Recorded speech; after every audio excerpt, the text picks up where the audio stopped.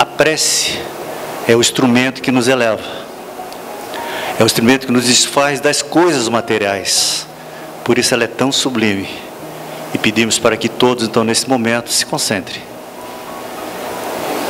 Se concentrem e elevem seus pensamentos. Não no sentido dogmático, sistemático, mas buscando no fundo do coração esse sentimento de agradecimento, essa misericórdia divina que o Pai nos dá a cada reencarnação, pedindo perdão por tantas falhas que nós cometemos pela nossa insensatez. Por isso dizemos: Pai de amor, de bondade e de justiça, estamos novamente aqui ajoelhados, pedindo-te a oportunidade da nossa elevação moral. Sabemos, senhores, que todos nós somos ainda adeptos do materialismo. E por isso nós pedimos ao Senhor que nos criou, que nos leve para o espiritualismo.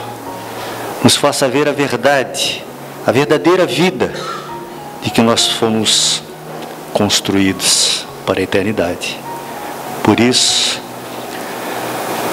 as aproximações de todos aqueles que conosco convivem é pela misericórdia divina. O consolo que todos nós recebemos igualmente. E mais ainda, a vinda de Jesus, que veio nos ensinar a como amar incondicionalmente a todos aqueles, aceitando-os cada um como é. A espiritualidade amiga que aqui está conosco, nós agradecemos e pedimos licença para abrir mais uma vez a palestra desta noite. Que assim seja. E é com satisfação que nós temos a Andretta Viviane, que vai nos falar sobre serenidade e esperança, e que Jesus te ampare. Boa noite. Que o amor de Jesus envolva todos nós e nos ilumine e nos guie para todo sempre. É com imensa alegria que estamos hoje aqui para falar sobre serenidade e esperança. Dois sentimentos sobre os quais a reflexão é sempre oportuna. Esses dois sentimentos, serenidade e esperança, eles estão intrinsecamente ligados com a conduta do homem de bem.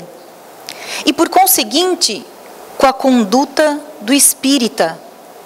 Porque nós reconhecemos o espírita pelo esforço que ele faz de se melhorar dia após dia. Serenidade é sabedoria no agir, enquanto a esperança é saber da felicidade do porvir. Se olharmos no dicionário o significado do termo serenidade, vamos ver que a origem desse termo é latina, vem do latim, mais especificamente da palavra serenitate, que quer dizer qualidade de sereno, tranquilidade, suavidade. Isso significa que estamos serenos quando não existe tensão em nossa mente, em nosso coração, em nosso espírito. Serenidade é a pedra angular, o fundamento, a base de todas as nossas construções morais e espirituais. Ela também é o resultado da conduta correta e da consciência equilibrada, daquela que nós vulgarmente chamamos de consciência tranquila, quando estamos em paz conosco. A serenidade faz com que a gente tenha uma visão real dos acontecimentos. Isso percebemos facilmente analisando o nosso dia a dia. Em certos momentos de dificuldade, de conflito, de surpresa, nós conseguimos lidar com aquela situação de forma equilibrada. E outras vezes nós fazemos aquilo que chamamos de uma tempestade num copo d'água. Aumentamos a dimensão do problema. Por que isso acontece? Em certos momentos, estamos serenos e em outros, não.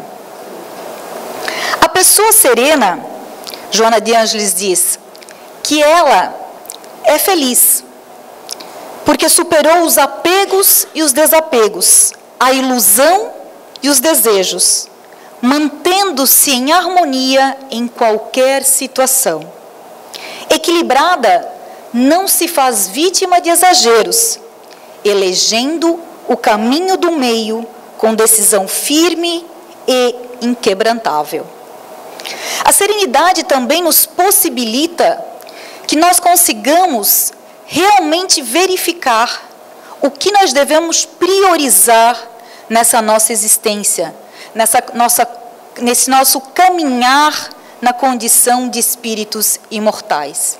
E aí sim, levar em conta aquilo que nós priorizamos, dando então todo o nosso empenho, colocando toda a nossa força, nossa coragem naquilo que realmente objetivamos.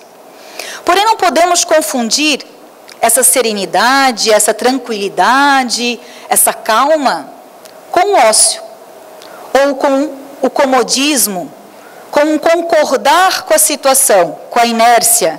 Não, porque a serenidade é ação, serenidade é agir com sabedoria. Mas, será que sabedoria é ter conhecimento? Conhecimento e sabedoria, será que são a mesma coisa? E se pensarmos um pouquinho, vamos ver que não.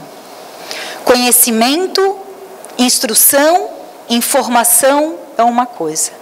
Sabedoria é a forma como nós empregamos o conhecimento, a informação, a instrução que possuímos. Por isso, a sabedoria vai além. E podemos verificar isto de forma bem lúdica, com um conto. Numa aldeia distante havia um monge e dois jovens queriam muito ser seus pupilos, seus discípulos desse monge. Certo dia, se armaram de coragem e foram lá conversar com o monge. Disseram para ele: olha, queremos ser seus discípulos, seus pupilos.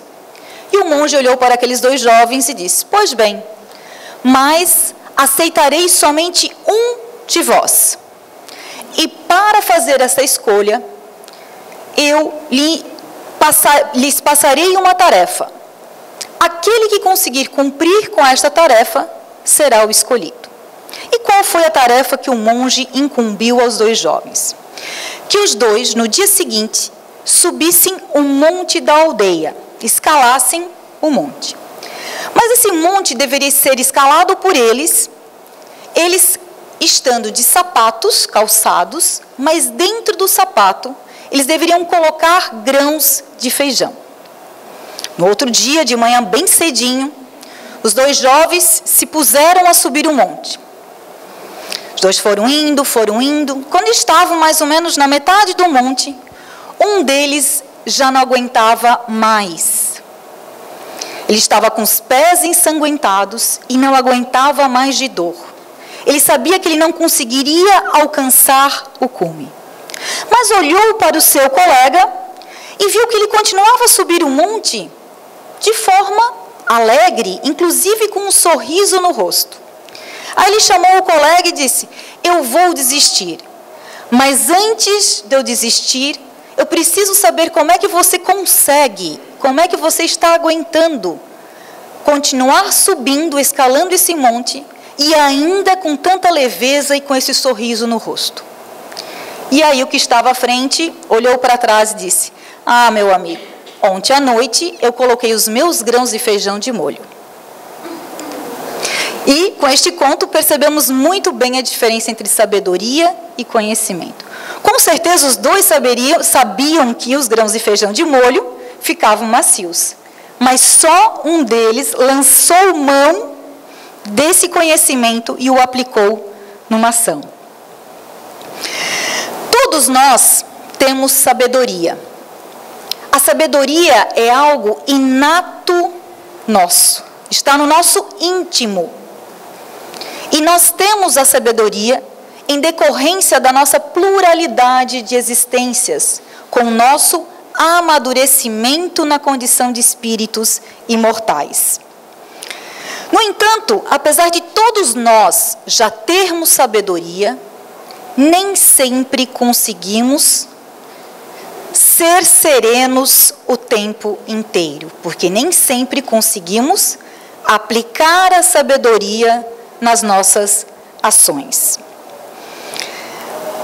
Narra-se que alguns filósofos atenienses, certo dia, foram até o santuário de Delfos e lá consultaram o deus Apolo e perguntaram ao deus Apolo quem seria o homem mais sábio da Grécia. Ao que deus Apolo respondeu aos filósofos dizendo: Sócrates. Os filósofos, retornando para Atenas, invejosos, enciumados, né, já que Sócrates tinha sido o eleito como o homem mais sábio, foram logo buscar por Sócrates e quiseram lhe dar uma alfinetadazinha. Né, disseram: olha, acabamos de vir do santuário de Delfos e deus Apolo nos falou que você é o homem mais sábio da Grécia. O que você tem a dizer sobre isso? Aí Sócrates olha para os filósofos e diz: pensando bem, é verdade. Porque possivelmente, em toda a Grécia, eu sou o único homem que sabe que nada sabe. Então, novamente, aqui uma demonstração de sabedoria. Diante desses relatos, percebemos que a sabedoria, ela vai muito além do conhecimento. E, portanto, a sabedoria, ela é a harmonização do conhecimento com o sentimento, do intelecto com a emoção e da razão com a bondade. E isso, para que a gente consiga essa harmonização, nós precisamos ter bagagem, experiências, nós precisamos estar amadurecidos. Joana de Ângeles, na obra Momentos de Saúde e de Consciência, ela nos diz que a serenidade provém igualmente da certeza e da confiança no que se sabe, e se faz, e se é.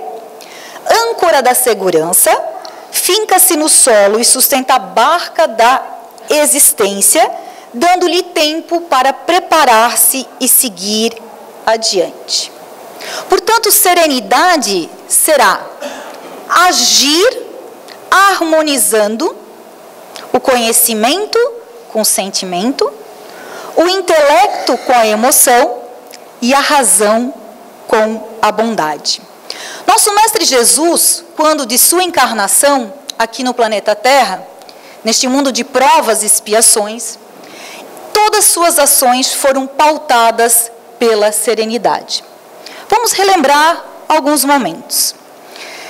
Certo dia, escribas e fariseus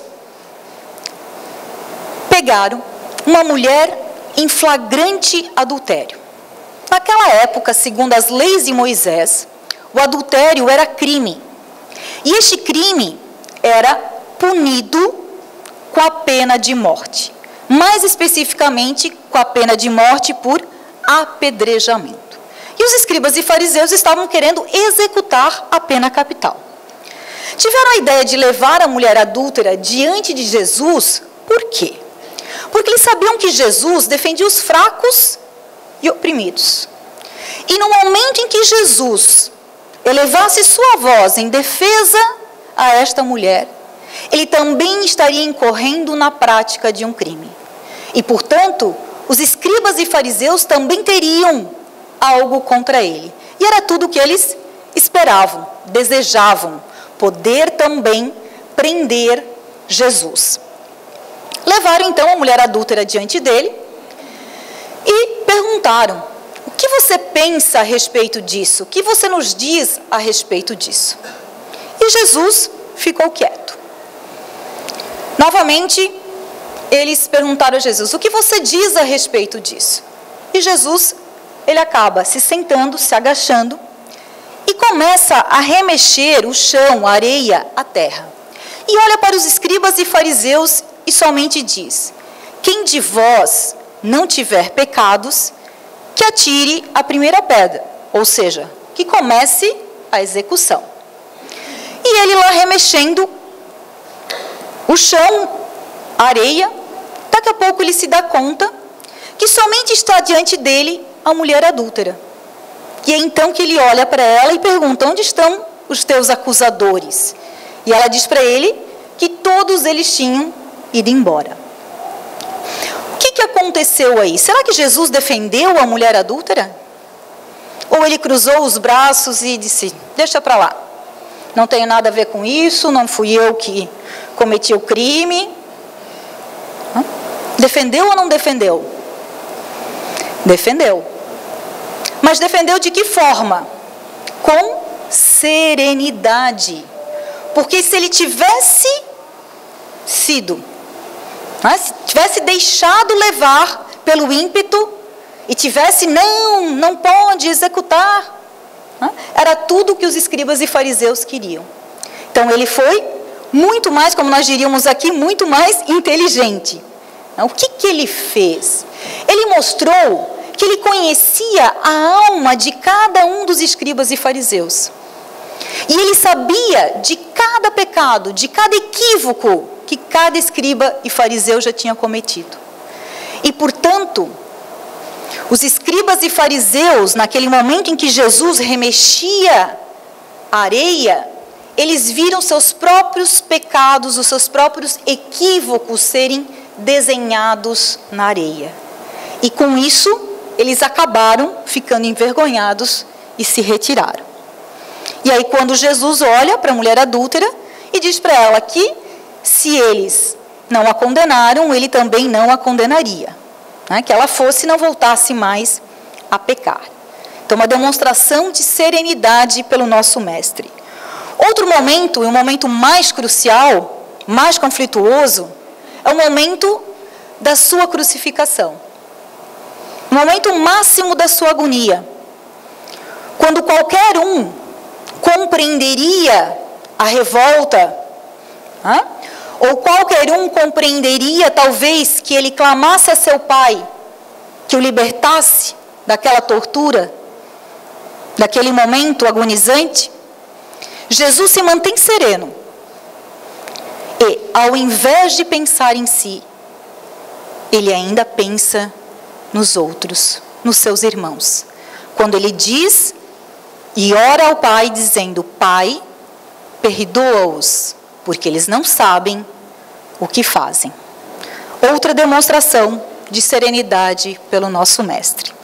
Jesus é o nosso maior modelo de serenidade, até porque ele é o nosso guia e o nosso modelo de perfeição moral aqui na terra.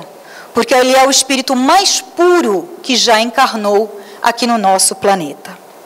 Temos também exemplos de serenidade dentre os discípulos, os trabalhadores da primeira hora, que seguindo os passos e ensinamentos do nosso mestre, também demonstraram em suas ações a serenidade, dentre os quais iremos destacar de Cusa, que é uma das encarnações da mentora espiritual de Divaldo Pereira Franco, a Joana de Ângeles. Em 27 de agosto de 68 depois de Cristo, Nero estava com perseguições ferrenhas aos cristãos. E certa noite, Joana de Cusa, com seu filho e outros cristãos, foram pegos. Foram levados ao circo máximo em Roma, para serem lançados à fogueira. Quando começaram as flagelações, as primeiras flagelações, o filho de Joana de Cusa clama e diz: Mãe, abjura por mim que sou teu filho. Nega Jesus e nos salva. Joana de Cusa, apesar de sentir o seu coração dilacerado diante daquele clamor de dor de seu filho, ainda assim ela se manteve serena.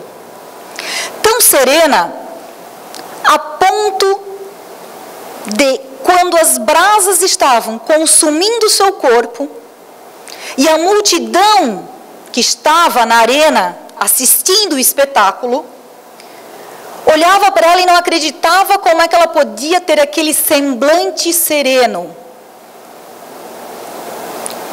Nem mesmo seu algoz acreditava na visão diante dele. Tanto que ele pergunta para Joana de Cusa e diz: o teu mestre só te ensinou a morrer? E quando ela responde: não só a morrer, mas também a vos amar. Então, um exemplo de um espírito ainda em evolução, de um espírito imperfeito, que seguindo os passos do nosso mestre, já alcançou a serenidade. Seguindo essas lições, esses exemplos, nós também, que somos os trabalhadores da última hora, alcançaremos a serenidade. Mas, para que tenhamos a serenidade em todos os momentos de conflito de nossa vida, precisamos nos conhecer. Essa lição que a espiritualidade superior nos fornece no Livro dos Espíritos, na questão 919, quando Allan Kardec indaga qual é o meio mais eficaz e mais prático de progredirmos, de evoluirmos. E os Espíritos respondem: conhece-te a ti mesmo. Porque conhecendo a nós mesmos, fazendo esse autodescobrimento que a doutrina espírita tanto nos convida, né, para que façamos esse autodescobrimento, nós conseguiremos fazer a nossa reforma íntima. E mais cientes das nossas virtudes e das nossas fraquezas, conseguiremos melhor lançar mão da sabedoria e colocá-la, pautar as nossas ações baseadas na sabedoria. Ou seja, termos serenidade. Mas, e a esperança? Podemos nos perguntar, não íamos também falar de esperança? O título da nossa reflexão não é Serenidade e Esperança? A esperança, como falamos no início da exposição, é saber da felicidade do porvir. A origem da palavra esperança também é latina, do termo sperare, e o significado desse sentimento faz com que nós saibamos, acreditemos, que no futuro teremos condições melhores do que as que estamos vivenciando no momento atual. É um sentimento que faz a luta diária da nossa vida, os nossos sofrimentos serem enfrentados como contingências passageiras, superáveis, porque sabemos que estamos marchando para um fim mais alto, de maior valor. Joana de Ângeles, na obra Diretrizes para o Êxito, ela nos diz que a esperança é a mensagem da alegria e companheira da coragem. Sentimentos estes que são indispensáveis para o enobrecimento do homem. São Tomás de Aquino, na sua Suma Teológica, não poupou páginas para falar da esperança e explicar os fundamentos e a relação da esperança com a fé e com a caridade. Segundo a doutrina espírita, que nos dá uma visão realista do futuro, a esperança, ela torna-se para nós a nossa força inovadora. É como se a esperança fosse o nosso combustível, a força propulsora, o que faz com que a gente consiga continuar a nossa trajetória é a esperança. Ela é o empurrãozinho que nos faz querer ir adiante, continuar o nosso caminhar. A crença na existência de vida após a morte, na imortalidade da alma, e também a crença da inexistência das penas eternas, faz com que nós sejamos esperançosos e saibamos da infinita bondade da misericórdia divina. No Evangelho segundo o Espiritismo, no capítulo 19, intitulado A Fé Transporta Montanhas, José, um espírito protetor de Bordeaux, em 1862, disse que a esperança e a caridade são uma consequência da fé. Essas três virtudes formam o que José mencionou, uma trindade inseparável. Ele ainda diz que a fé é a mãe de todas as virtudes que nos conduzem a Deus. No mesmo capítulo do Evangelho, A Fé Transporta Montanhas, ainda os Espíritos nos dizem que a fé é o sentimento inato no homem e que faz ele saber da sua destinação natural. E eles ainda continuam dizendo: disse vulgarmente que a fé não se prescreve. Daí muitas pessoas dizerem que não é por sua culpa se não tem fé. Sem dúvida, dizem os Espíritos, a fé não se prescreve. E o que é ainda mais justo, a fé não se impõe. Não, ela não se recomenda, mas se adquire. Não cabe à fé ir ao homem, mas o homem ir ao encontro da fé. E, se a procurar com sinceridade, ele a encontrará. Certo dia, Divaldo Pereira Franco foi convidado por médicos, psiquiatras e psicólogos canadenses a participar de um congresso sobre psiquiatria no Canadá. E ele foi convidado para falar sobre a imortalidade da alma. Chegando lá, foi feita a apresentação de Divaldo, convidado a sentar na mesa. E aí o médico que estava presidindo a mesa, para dar início à exposição de Divaldo, cumprimenta Divaldo e começa interrogando Divaldo. Senhor Divaldo, o senhor acredita na imortalidade da alma? E quando Divaldo pega o microfone para responder, ele diz: não. E todo mundo assim, não caiu o queixo porque estava preso. Como assim? E aí, novamente, o médico pergunta: senhor Divaldo, vai que ele não escutou direito, né? O senhor acredita na imortalidade da alma? E ele novamente dá um categórico não. Eu não acredito na imortalidade da alma. Eu sei da imortalidade da alma. E com este relato verídico, percebemos que ter fé não é o que muitas vezes nós dizemos, eu acredito em Deus. Não. Isto não é ter fé. Crer é saber. Eu não acredito em Deus, eu sei de Deus.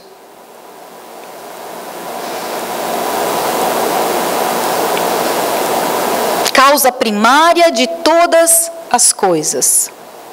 Isso é ter fé. Fé é saber, não acreditar. Emmanuel, na obra Vinha de Luz, diz que a esperança é luz do cristão. E ele continua dizendo que Jesus, na condição de mestre divino, sabe que os aprendizes nem sempre poderão acertar inteiramente. Que os erros são próprios da nossa escola evolutiva. E por isso mesmo a esperança é um dos cânticos sublimes do seu evangelho de amor.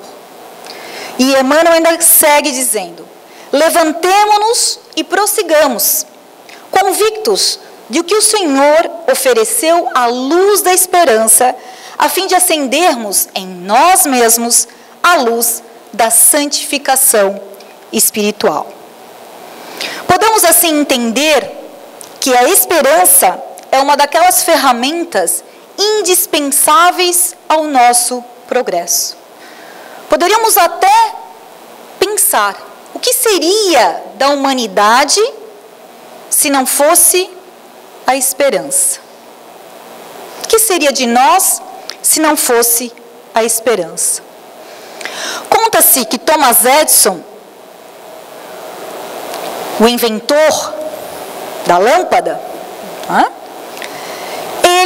até que ele conseguiu o seu intento de inventar a lâmpada, ele fez mais de 1000 tentativas, até conseguir inventar a lâmpada. Qualquer pessimista de plantão diria, falhou de mais de 1000 vezes. Errou mais de 1000 vezes. Thomas Edison, extremamente esperançoso e otimista, entrevistado a respeito desse fato, ele mencionou que ele não havia falhado mais de 1000 vezes, mas sim que ele havia descoberto mais de 1000 formas de não inventar a lâmpada. Ou seja, o filtro dele, o viés da sua análise foi outra. Ele viu o lado bom da situação. O pessimista diria, meu Deus, quanto tempo levei até que eu consegui o meu intento. Não. Thomas Edison, que bom, aprendi tanta coisa e ainda consegui chegar ao meu intento. E isto de falar, de ver o lado bom de cada situação, nos faz lembrar também de Poliana, uma literatura infanto-juvenil, uma obra escrita em 1913. Poliana era uma menina de 11 anos que ficou órfã e foi morar com uma tia bastante severa. E esta tia severa, que não gostava nem um pouco de Poliana, transformou a vida de Poliana num martírio. Mas Poliana não se deu por vencida. Ela começou, para conseguir suportar aquela vivência, a praticar o jogo do contente. Um jogo que ela havia aprendido com seu falecido pai, que consiste em sempre enxergar, ver o lado positivo de qualquer situação, por mais trágica que possa parecer. E ela praticava sempre o jogo do contente e assim fez com que a sua convivência com a sua tia se tornasse mais leve. Certo dia, a tia presenteou Poliana com uma boneca. Poliana nunca havia tido uma boneca. Mas a tia, muito malvada, deu uma boneca velha.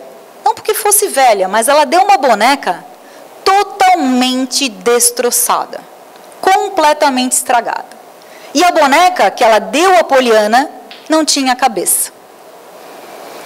No momento em que Poliana vê a boneca, ela pula, salta de alegria e diz, obrigada, que bom, uma boneca e sem cabeça. Toda vez que eu brincar, eu vou conseguir imaginar um rosto novo. E assim, a cada brincadeira, terei uma nova boneca. Então, nós também, no nosso dia a dia, nos momentos de conflito, momentos dramáticos, temos que ver o lado positivo, temos que extrair o lado bom. Toda moeda tem dois lados. Toda situação tem o lado negativo e tem o lado positivo. O problema está que nós pendemos mais para o negativo, mais para o pessimismo, sempre. E só vemos o positivo quando é positivo 100%. Então nós temos que começar a aprender, a exercitar. Ou seja, vamos jogar o jogo do contente na nossa vida, no nosso dia a dia. Assim, diante dessa nossa reflexão, nós percebemos que não ter esperança é não ter fé. Não ter esperança é não acreditar. Ou seja, é não saber da misericórdia e da justiça divina. Não ter esperança também é duvidar da grandiosíssima obra do arquiteto do universo, do Criador do céu e da terra, do Criador do plano espiritual e do plano material. Não ter esperança é duvidar do sentido e da razão da nossa própria existência. E isto jamais pode acontecer. Joana de Ângeles ainda nos esclarece, dizendo que a esperança é a presença do amor, que sustenta os trabalhadores no bem e na verdade. No Evangelho segundo o Espiritismo, capítulo 17, intitulado Sede Perfeitos, é falado do homem de bem. E lá nos é dito que o homem de bem tem fé no futuro. E por possuir fé no futuro, ele bota os bens espirituais acima dos bens materiais, que ele sabe que são transitórios e temporários. Assim mesmo, que a situação diante de nós possa se demonstrar sem saída, extremamente trágica, nós temos que não acreditar, mas saber, ter fé, que sempre estamos melhores do que ontem. Sempre estamos e somos melhores do que nós já fomos. O problema está que nesta encarnação, nós temos os nossos olhos vendados e só enxergamos diante de nós essa existência, como se fosse a única. E só vemos, na maioria das vezes, o seu aspecto material. E sim, no aspecto material, a situação pode estar muito pior. Pode sim. Mas no aspecto espiritual, nunca estará pior. Sempre melhor. E isto por quê? É a lei de Deus. Lei do progresso. Nós, na condição de espíritos imortais, o nosso evoluir, o nosso progredir é incessante, sem cessar. Por isso, sabemos que hoje estamos melhores que estávamos ontem. Devemos lembrar também que esse sentimento da esperança foi plantado em nós pelo nosso Mestre Jesus, quando Ele prometeu para nós a vinda do Consolador, que é a terceira revelação da lei de Deus, a doutrina espírita, o espiritismo.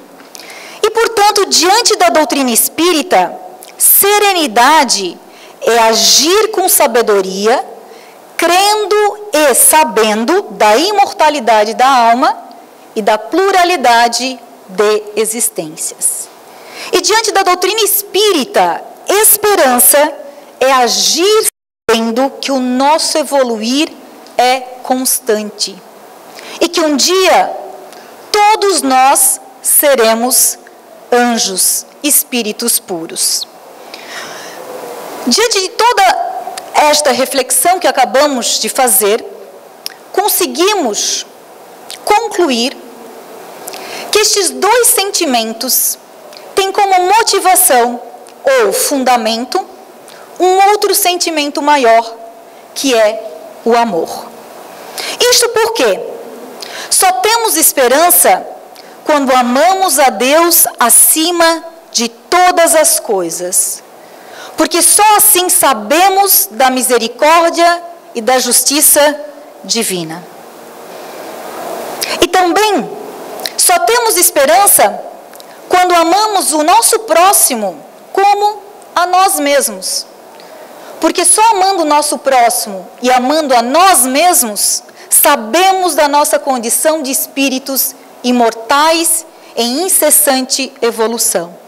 E também sabemos que fazemos parte, estamos inseridos na grande família universal, onde todos somos irmãos. E ainda, só temos serenidade quando as nossas ações harmonizarem conhecimento com sentimento, intelecto com emoção e razão com bondade. E essa harmonização em nossas ações nós só conseguiremos se as nossas ações forem motivadas pelo amor. Para finalizarmos, iremos exaltar a carta de Paulo aos Coríntios, que destaca esses sentimentos sublimes de amor, caridade, fé, esperança e serenidade. Paulo diz assim aos Coríntios: ainda que eu falasse a língua dos homens e dos anjos, se não tiver amor, serei igual a bronze que soa e a símbolo que retine. Ainda que eu tenha o dom de profetizar e conheça todos os mistérios e toda a ciência, e ainda que eu tenha tamanha fé a ponto de transportar montanhas, se eu não tiver amor, nada serei. Ainda que eu distribua todos os meus bens aos pobres, e ainda que eu entregue o meu próprio corpo para ser queimado, se não tiver amor, nada disso aproveitarei. O amor é paciente, é benigno, o amor não arde em ciúmes, não trata com leviandade, não se ensoberbece, não se exaspera, o amor não ressente-se do mal.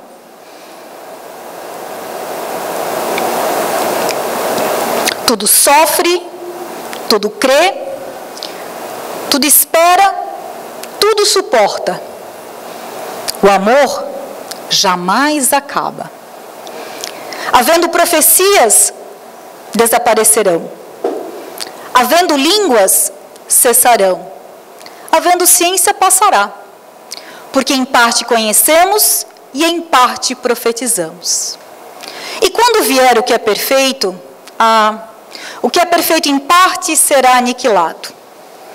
Quando eu era menino, falava como menino e sentia como menino. Quando cheguei a ser homem, desisti das coisas próprias de menino. Porque agora vejo como num espelho, obscuramente. E então verei face a face. Agora conheço em parte. E então conhecerei como sou conhecido. Agora, pois, permanecem a fé, a esperança e o amor.